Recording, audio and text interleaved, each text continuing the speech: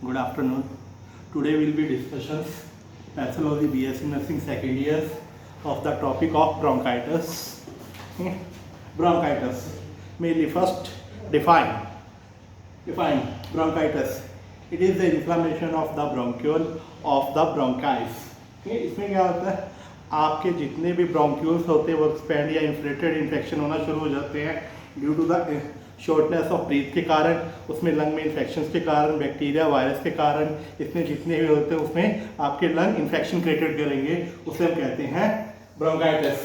It is inflammation of the mucous membrane of the bronchi. Second one है आपका types. There are two types of bronchitis. First one acute bronchitis, second one chronic bronchitis. Acute bronchitis, it means short terms of illness due to the short term of the illness regarding from the cold or infections. It flow on the flu. It commonly arise the symptoms of cough with the green sputum and chest discomfort, sometimes fevers and sometimes shortness of breath. This is for a short time, for 2 weeks या फिर more 2 weeks या फिर less than 2 weeks is called of the acute bronchitis. Second one, chronic bronchitis. It is a mucus production cough with mostly of a month, of a years or more than 2 year consecutive years of the patient is shortly breathe directly and inflammation of the infections of the bronchi.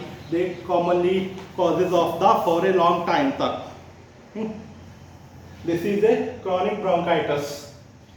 I am again repeated for two types again, acute bronchitis and chronic bronchitis. Acute bronchitis for a short term days, some days या फिर some weeks.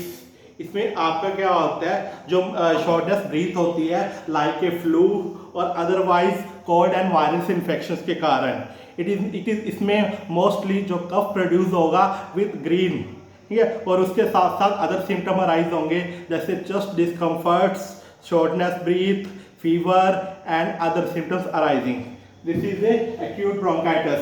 Second one, chronic bronchitis. It is a for more a long time, for 1 year, more than 1 year या consecutive for 2 years तक, consecutive for 2 years तक is continue the disinfection of the patients. Next है causes, etiological factors. Causes, first one smoking. First one दिख रहा है, smoking. इसमें एक time में या हम एक दिन में 4 से 10 टाइम अगर स्मोकिंग करते हैं, उससे क्या होता है, आपके जो लंग्स में इन्फेक्शन होने के चांसेस मोर हो जाते हैं, जिसके कारण आपकी जो पॉइंटेड ऑफ व्यूज जो मोस्ट इन्फेक्शन होगा और जिससे आपके लंग एक्सपेंड या इन्फिल्ट्रेट होने के चांसेस मोर हो जाएंगे. सेकेंड वन आपका है इन्फेक्शन, बैक्टीरिया, वायरल या mycoplasma directly secondary cause to infections of the bronchitis. Third one इसमें है आपका occupational. During the occupational the patient या workers are mostly expose with the organic and non organic material directly effect of the body and lung expand of the inflammations. That is the most aetiological causes. Now today discussion again pathophysiology. इसमें first one due to the causes, aetiological factor, जिसमें smoking है, हमारा occupational है, smoking है. उसमें क्या, smoking जो patients 4 से 10 टाइम इज इन टेकिंग लेते हैं, उसमें आपके लंग इन्फेक्शन होने के चांसेस मोर हो जाते हैं. उसमें फिर इन्फेक्शन होता है आपके रिस्पायरेटरी ट्रैक्ट के बाद उसमें इन्फ्लामेशन होगा. इन्फ्लामेशन के बाद फिर 2 टाइप्स के डिवीजन्स होंगे. फर्स्ट वन होगा hypertrophy of the global cell and उसके फिर अगेन एरो करके फिर आएगा increase of the mucus secretion के बाद लास्ट वन में आपका आ जाएगा stimulation of the cough and reflexes. Second point आ जाएगा ब्रोंकाइटिस इफेक्टस एंड नेक्स्ट हो जाएगा आपका डीओबी डिफिकल्टी ऑफ ब्रीथिंग्स. उसके बाद उसके साइन एंड सिम्टम्स अराइज होंगे. इस साइन एंड सिम्टम में फीवर होगा, शॉर्टनेस ब्रीथ होगा और ऑक्यूरेंस होगा, सोरनेस होगा, एक्सेट्रा. अब हम डिस्कशन करते हैं साइनस सिम्टम्स और क्लिनिकल सिम्टम्स। इसमें फर्स्ट वन है डिस्निया। डिस्निया का मतलब होता है आपका डिफ़िकल्टी इन ब्रीथिंग या शॉर्टनेस ऑफ ब्रीथिंग। जैसे जैसे बैक्टीरिया और वायरस आपकी बॉडी में अटैक करता है उसके कारण आपकी जो सांस लेने की क्षमता होती है वो धीरे धीरे कम हो जाती है। उस कम के कारण ये हमारे साइनस सिम्टम्स हमेशा डिस्निया अराइज होता है। उसके बाद सेकंड है साइनोसिस। जैसे जैसे आपके सांस लेने की क्षमता या कैपेसिटी डिक्रीज होती जाएगी वैसे वैसे आपके जो है कलर बॉडी चेंजेस में स्किन या तो येलो कलर शो आउट होना शुरू हो जाएगा या ग्रीनिश ऑफ होना शुरू हो जाएगा। उस कंडीशंस को हम कहते हैं साइनोसिस। नेक्स्ट है फिर एडिमा।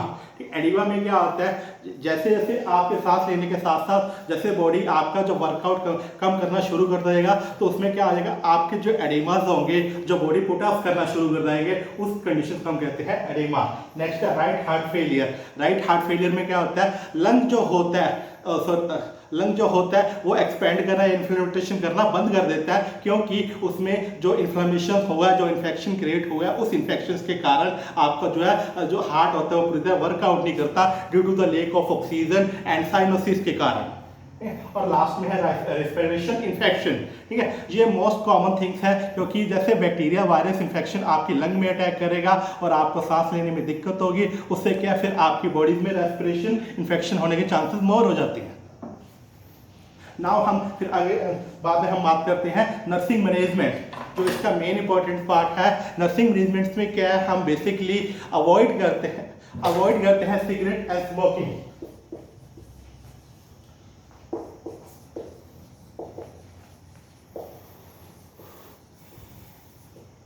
नर्सिंग मैनेजमेंट इसमें अवॉइड करेंगे हम